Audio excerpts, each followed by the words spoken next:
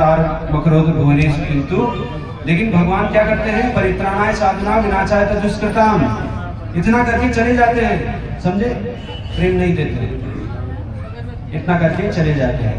तो बहुत समय से भगवान के अवतार हुआ, लेकिन कुछ नहीं दिया उन्हें, कौन सी बहुत विशेष चीज नहीं दिए। कृष्ण अवतार, स्वयं कृष्ण प्रकट हुए, गौलोक धाम वृंदावन यहाँ प्रकट कर दिए राधा रानी के साथ, फिर भी नहीं दिए।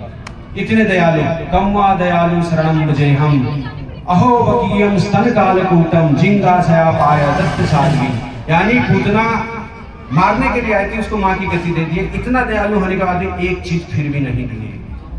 वो क्या था, क्या था, कृष्ण प्रेम प्रदायते, कृष्ण प्रेम, अपना प्रेम और भक्ति जल्दी नहीं देते। तो राधा रानी को बड़ी दया ये कलयुग के जीव पे, बोला ये तो किसी काम के नहीं है,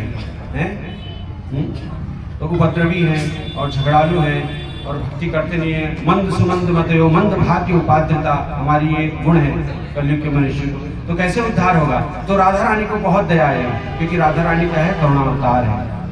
तप्त कांचन गौरांगी राधे वृंदावनेश्वरी वृषभानुसुते देवी प्रणामी हरिये। तो उस भाव को कृष्ण ने चुरा के तब चैतन्य महाप्रभु के रूप में आज ही के दिन प्रकट हुए। तो बहुत समय से जो चीज दिया नहीं गया था, उन्नत उज्ज्वलो रसाम स्वभक्ति श्रियम, अर्थात उन्नत उज्ज्वल रस, जो भावमयी रस है, जो प्रेम है, ब्रज प्रेम है, वो नहीं दिए। वो प्रदान करने के लिए श्री चैतन्य महाप्रभु सचिनंदन के रूप में आज ही के दिन इस धराधाम पे प्रकट हुए। मेरे साथ जोर से बोलेंगे गौरांग। तो गौरांगो मतलब गौर अंग, राधा रानी का अंग कैसा है, तप्त कांचन, जैसे पिघले हुए सोने के समान। उनकी अंग कांति चुरा के भगवान उनके भावों को चुरा के इस कलयुग में प्रकट हुए प्रेम देने के लिए।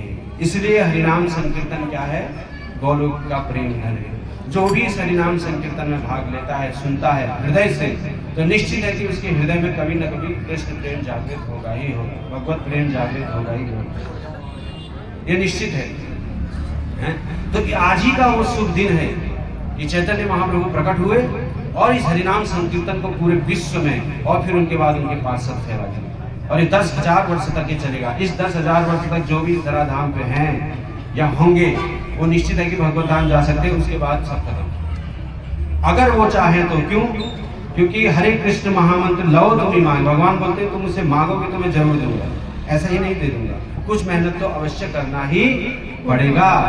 और वो मेहनत क्या है, जो आप लोग आए और भगवान के दर्शन किए, कीर्तन सुने और विशेषकर भगवान का महाअभिषेक किए, यही मेहनत है इस कलयुग में। बस इतना कर दिया तो भगवान उद्धार निश्चित कर देंगे। हरि बोल, हरि बोल। इसीलिए ये गौर पूर्णिमा तो हर वर्ष मनाया जाता है, आज बहुत विशेष भी है, अगले वर्ष भी मनाया जाएगा।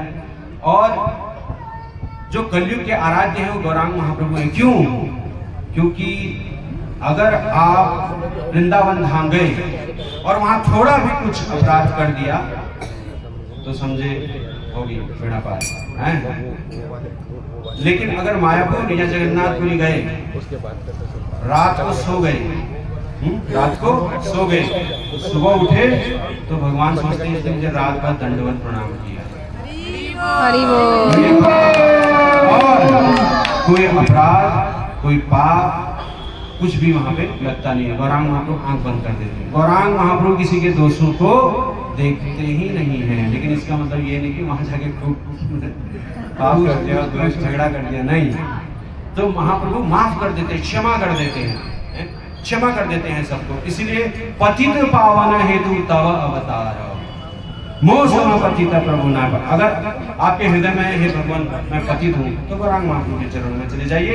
निश्चित है कि भगवत प्रेम जागृत होगा ही होगा, और उसका साक्षात हरिनाम हरिनाम संकीर्तन, गौलोक के प्रेम धन हरिनाम संकीर्तन। तो इसीलिए आज विशेष है। ये आप लोगों को पता नहीं रहा, आप लोगों को मैंने तो अभिषेक भी कर दिया, वही का वही है सब कुछ नहीं।